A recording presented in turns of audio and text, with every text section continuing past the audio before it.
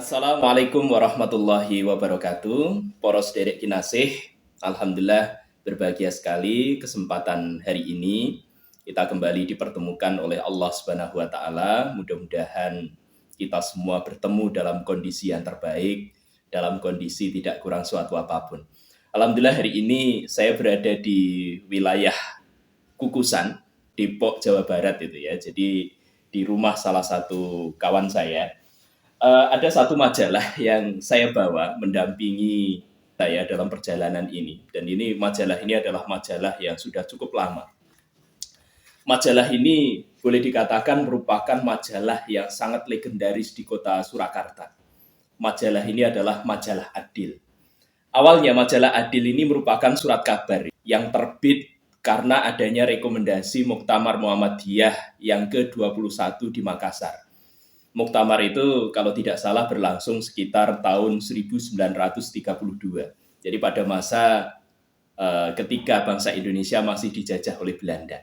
Ada satu tulisan yang cukup menarik yang saya temukan di majalah ini. Jadi kebetulan majalah yang saya pegang ini adalah majalah nomor 2 tahun ke-50 Oktober 1981. Jadi tulisan yang menarik itu membicarakan tentang perjuangan bersama ulama Umarok, Susuhunan Pakubuwono IV, Pangeran Diponegoro, dan Kiai Suhodo. Jadi tulisan ini tidak jelas siapa pengarangnya, tapi ada dalam majalah Adil. Jadi salah satu majalah yang legendaris di kota Surakarta. Kenapa dikatakan legendaris? Jadi kalau kita melihat itu ya, jadi pertumbuhan dunia tulis-menulis di Surakarta pada saat itu bisa kita lihat perkembangannya melalui majalah Adil ini. Jadi awalnya ketika pertama kali Adil ini sebagai terbitan berkala saat itu mulai dipublikasikan di Surakarta. Terbitan awalnya berwujud surat kabar atau koran. Dan saat itu, jadi korannya itu masih ditulis dengan menggunakan tulisan tangan. Sampai pada perkembangan berikutnya ketika mesin ketik mulai digunakan, maka kemudian mulai digunakan mesin ketik. Setelah itu kemudian ada kombinasi gabungan antara mesin ketik dengan teknik clipping. Jadi tidak jarang nanti kita akan menemukan majalah Adil yang edisi tua itu nanti kita temukan ada sebagian yang diketik, kemudian ada bagian yang nampak seperti clipping. Baru setelah itu kemudian diperbanyak. Entah dengan menggunakan teknik offset atau menggunakan teknik yang lain. Saya tidak ingin berbicara pada persoalan itu, tapi intinya ini majalah ini merupakan majalah yang cukup terkenal pada masanya di kota Surakarta. Majalah ini dikeluarkan oleh Persyarikatan Muhammadiyah. Tapi meskipun demikian, meskipun majalah ini berasal dari salah satu organisasi Islam yang ada di Surakarta, tapi isi yang ada di dalamnya tidak jarang juga membicarakan persoalan-persoalan umum yang dihadapi oleh masyarakat. Jadi tidak sekedar membicarakan persoalan yang berkaitan dengan dakwah atau berkaitan dengan Islam saja. Nah kebetulan di majalah umum Adil, jadi saat ini yang saya pegang adalah ketika majalah ini sudah, ketika terbitan berkala ini sudah bertransformasi menjadi majalah yang terbit setiap tengah bulan gitu ya. Karena awalnya koran, kemudian berubah menjadi majalah. Di majalah umum Adil nomor 2 tahun ke-50 Oktober 1981 ada satu tulisan yang menarik. Jadi tulisan ini berjudul Perjuangan Bersama Ulama Umarok, Susunan Pakubuwono IV, Pangeran Diponegoro, dan Kiai Suhodo. Tulisan ini bersambung pada edisi berikutnya. Jadi ada dua majalah yang membicarakan tentang persoalan ini. Saya ingin mencoba nanti untuk membicarakan isi dari tulisan tersebut karena saya kira ini menarik gitu ya. Kita akan melihat bagaimana relasi dari para pemimpin dengan para ulama di masa lampau ternyata bisa menghasilkan satu karya sastra yang sangat luar biasa. Mereka juga bisa menghasilkan perlawanan, perjuangan bersama yang dilakukan antara ulama dan umarok. Ternyata bisa menghasilkan satu gerakan yang luar biasa, termasuk salah satunya nanti berkaitan dengan perlawanan Diponegoro. Jadi karena majalah ini membicarakan perjuangan bersama antara ulama umarok itu dalam 2 edisi, saya nanti akan bicarakan secara bertahap saja, entah dalam satu seri kalau misalnya bisa selesai, atau mungkin nanti kita buat ke seri berikutnya. Kenapa? Untuk menjaga agar waktu kita tidak terlalu berlebihan. Dalam edisi yang pertama ini ada tulisan yang cukup menarik itu ya. Tulisan ini berkaitan dengan salah satu ulama yang ada di Surakarta yang diketahui bernama Imam Syuhodo. Siapa Imam Syuhodo ini? Saya kira kalau masyarakat Surakarta dan sekitarnya cukup mengenal gitu ya nama beliau. Jadi meskipun beliau saat ini sudah wafat, sudah cukup lama bahkan itu ya. Tapi nama ini dikenal oleh sebagian masyarakat Surakarta, terutama yang berkutat dalam dunia keislaman, terutama mereka yang berkecimpung dalam dunia dakwah. Jadi Syuhodo muda, kita sebut saja sebagai Bagus Syuhodo. Jadi beliau adalah anak Kiai Sutro dan merupakan cucu dari Ki Ageng Baidowi. Ini nanti bisa kita temukan dalam paragraf yang pertama. Imam Syuhodo dikenal dengan sebutan Mbah Apil Quran atau Kiai Imam Syuhodo pertama. Itu adalah cikal bakal penghuni desa Wonorejo. Beliau lahir di Kedu, putra dari Kiai Trunosuro, cucu dari Kiai Ageng Baidowi Purworejo. Sewaktu beliau masih muda, orang tuanya kemudian menyuruh Syuhodo ini untuk belajar di sebuah pondok di Surakarta. Beliau belajar kepada Kiai Ketib Imam di Jatisobo. Kiai Ketib Iman ini merupakan salah satu abdi dalam Keraton Surakarta. Beliau juga merupakan khotib tetap untuk sholat Jumat. Jadi beliau mendapatkan giliran untuk menjadi khotib sholat Jumat di Masjid Agung Kasunanan, Surakarta. Dan sebagai abdi dalam ulama di lingkungan keraton, Kiai Ketib Iman ini mendapatkan giliran untuk selalu menghadap raja pada hari Kamis. Raja yang saat itu bertahta adalah Pakubuwono keempat. Kiai Ketib Iman ini, beliau menaruh harapan yang cukup besar kepada Imam Syuhodo karena selama beliau menjadi santri, ternyata sang murid ini sudah menunjukkan kualitas terbaik dari dirinya. Jadi sejak awal dia diketahui sebagai santri yang sangat rajin. Kemudian dia juga diketahui memiliki hafalan yang baik, dia juga memiliki pemahaman agama yang mumpuni.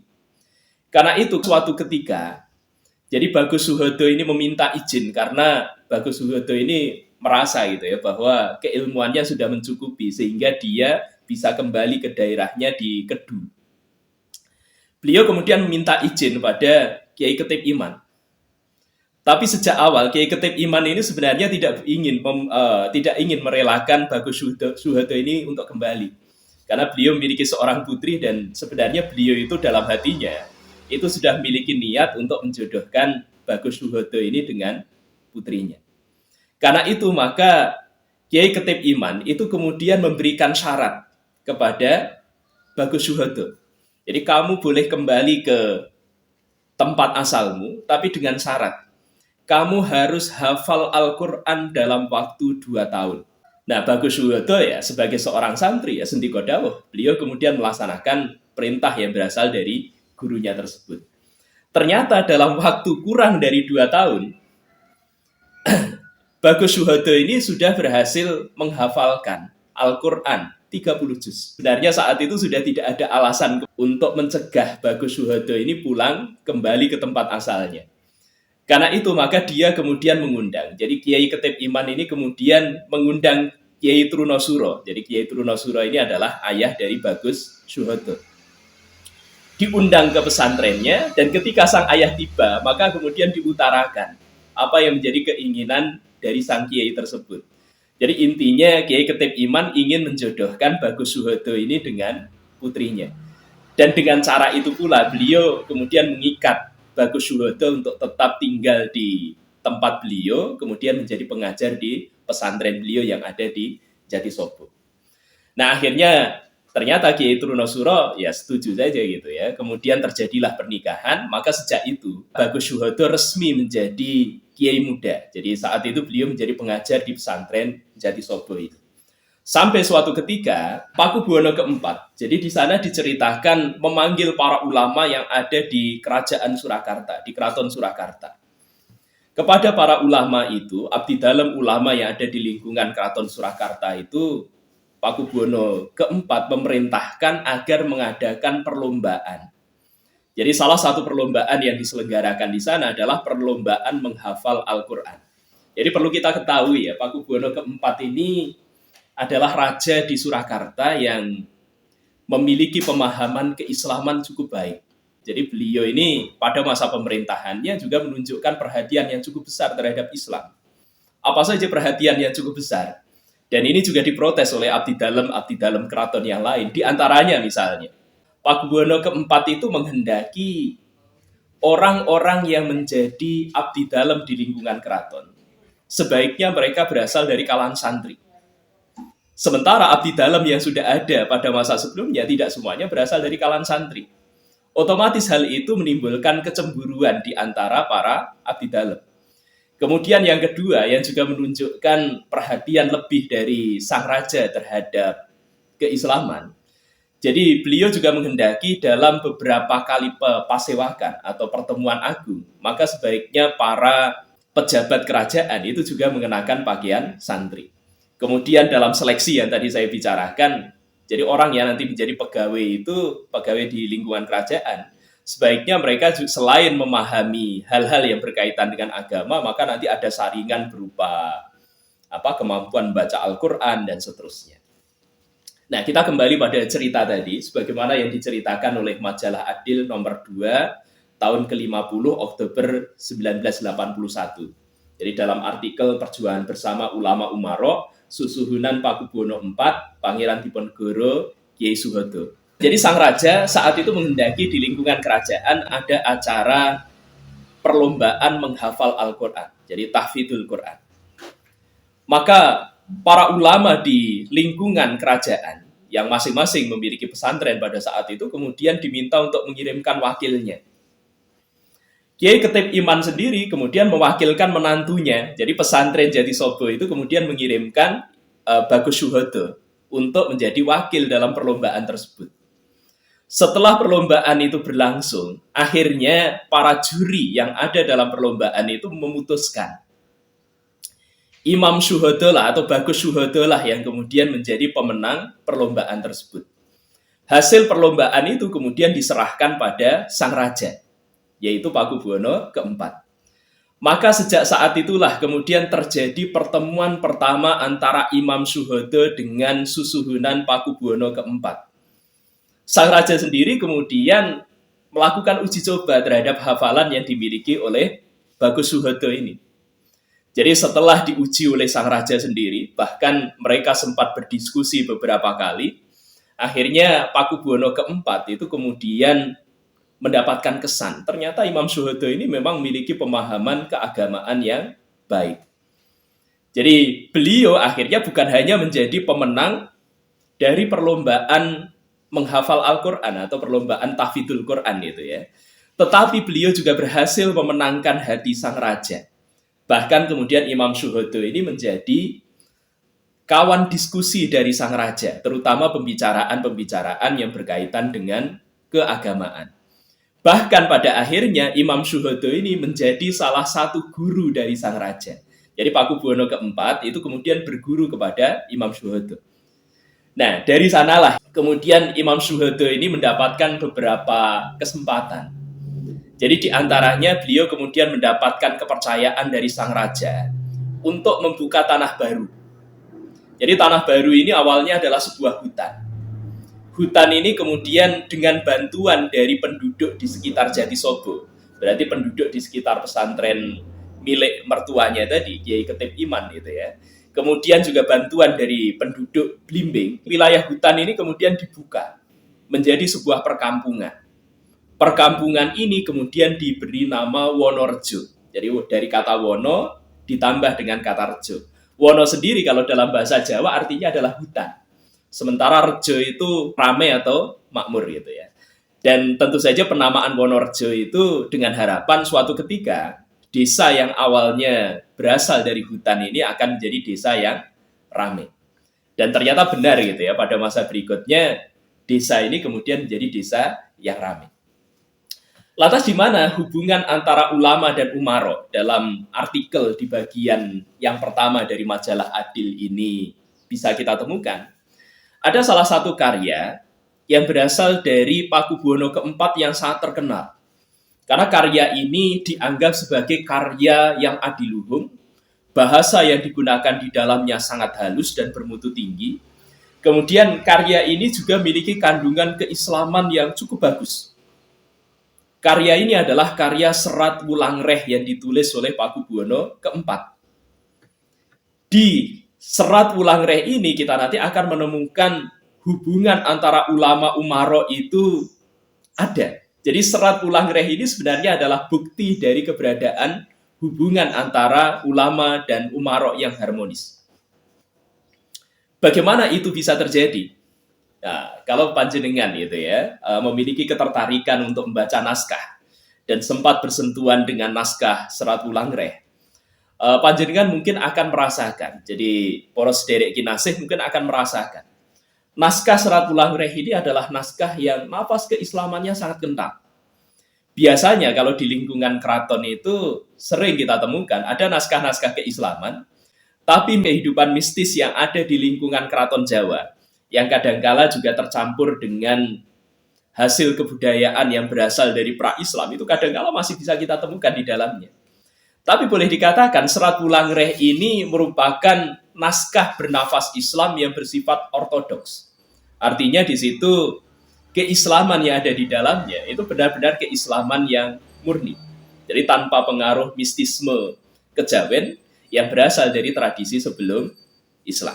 Jadi ini menarik naskah ini. Kenapa bisa seperti itu? Rupanya ketika Kiai Imam Suhoto, jadi setelah beliau kemudian berhasil membuka desa tadi, yang sebelumnya dari hutan, kemudian diberi nama Wonorejo. Setelah itu beliau kemudian diangkat sebagai Pedono Perdikan. Jadi hutan itu kemudian dijadikan sebagai wilayah perdikan. Beliau sendiri kemudian mendapatkan gelar Raden Ngabei Imam Suhoto atau Kiai Bagus Imam Suhoto Apil Quran. Apil Quran itu karena beliau hafal Quran. Nah, hasil diskusi dari Kiai Imam Suhoto ini dengan sang raja, rupanya itu dicatat oleh sang raja. Hasil catatan dari diskusi-diskusi itulah yang kemudian diwujudkan dalam naskah-naskah yang beliau tulis.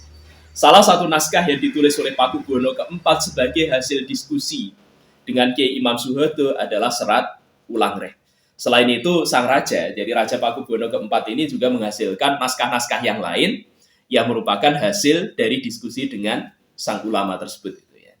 Jadi keberadaan nafas Islam yang ada di naskah itu tidak lepas dari peran seorang ulama.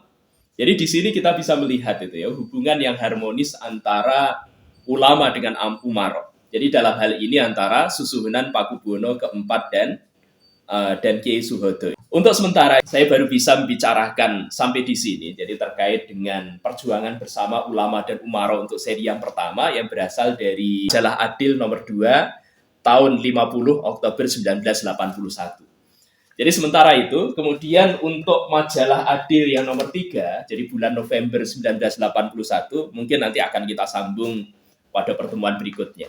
Tapi ada hal yang perlu saya sampaikan di sini. Keturunan dari Imam Suhoto ini kemudian menjadi cikal bakal tersebarnya dakwah di lingkungan masyarakat Wonorejo dan sekitarnya. Kalau kita lihat keturunannya, ada beberapa keturunan yang cukup menonjol di antaranya. Jadi misalnya bagi saya yang saat ini memiliki hobi terkait dengan naskah Jawa, ada beberapa keturunan Kiai Imam Suhoto ini yang ternyata juga menghasilkan sejumlah naskah. Di antaranya saya sebut saja misalnya salah satunya adalah Raden Mas Sularti misalnya. Atau seringkali beliau kalau dalam karya sastra yang ditulis itu ditulis sebagai Raden Bagus Sularti, RB Sularti. Raden Mas Sularti ini beliau menghasilkan beberapa karya sastra yang berkaitan dengan kebudayaan Jawa. Jadi di antaranya misalnya beliau menulis buku Princening Gambar Ringgit Purwo. Jadi buku ini adalah buku yang bicarakan tentang wayang. Kemudian ada satu tulisan yang lain yang saya kira sering dijadikan rujukan ketika kita belajar bahasa Jawa. Entah itu di SD atau mungkin di SLTP. Karena biasanya di Jawa Tengah itu ada muatan lokal bahasa Jawa. Dan kadangkala dalam bacaan-bacaan yang digunakan di buku bahasa Jawa itu mengutip dari naskah-naskah yang ada. Nah, salah satu naskah yang sering dikutip dalam buku bahasa Jawa itu adalah Serat Riyanto yang ditulis oleh RB Sularti atau Raden Mas Sularti atau Raden Bagus Sularti. Dan karya ini juga karya yang menarik. Kenapa? Karena di dalamnya Raden Mas Sularti itu melakukan kritik terhadap kehidupan yang berlangsung di kalangan para bangsawan di keraton. Jadi ceritanya saat itu Raden Mas Sularti itu pada usia 21 tahun. Beliau berkeinginan untuk menikahi seorang putri bangsawan. Tapi ternyata keinginannya itu kandas karena cintanya ternyata ditolak. Dan alasan penolakan itu kalau dari beberapa sumber yang saya baca, tentu saja bukan dari majalah Adil ini gitu ya. Jadi alasan ditolaknya beliau itu karena permasalahan ya kebangsawanan itu. Jadi orang menikah itu kan harus mempertimbangkan bibit, bobot, dan bebet itu ya. Jadi kalau kebangsawanannya itu agak jomplang, tentu tidak akan diterima dan seterusnya. Nah, karena permasalahan itu, beliau kemudian kecewa sekali. Hasil dari kekecewaan karena pernikahan yang gagal, karena tidak direstui oleh orang tua itu, kemudian melahirkan satu novel. Novel itu adalah Serat Rianto. Nah, di dalamnya beliau melakukan kritik terhadap kehidupan keraton yang kalau dalam bahasa sekarang kita gambarkan sangat feodal gitu ya. Nah, ini Raden Mas Sularti ini salah satu keturunan dari Kiai Imam Suhodo atau yang kita kenal juga sebagai Kiai Abil Quran. Kemudian selain itu ada beberapa ulama yang juga lahir dari keturunan Imam Suhodo.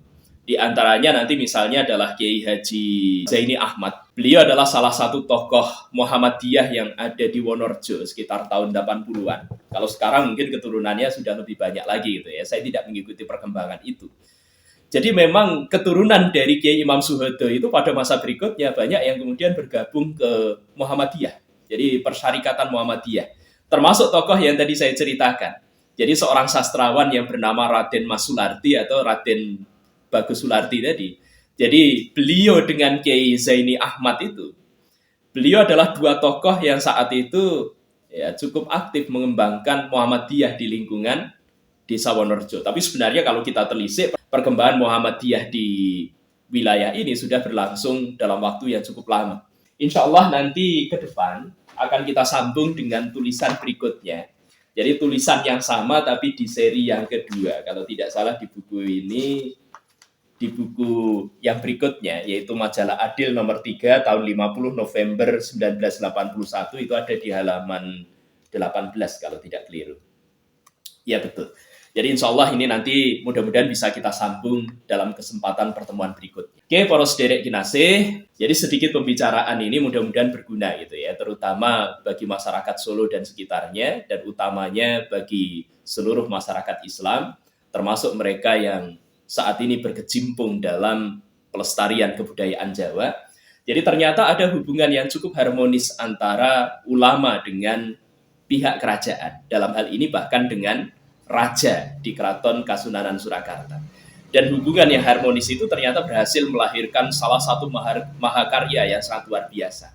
Jadi di lingkungan Keraton Surakarta, Serat Wulangreh itu merupakan salah satu naskah Jawa yang sangat berwibawa. Karena di dalamnya terkandung pengajaran akhlak, disusun dengan menggunakan bahasa yang tinggi, kemudian menggunakan gaya bahasa yang baik, dan juga kelebihan-kelebihan yang lain.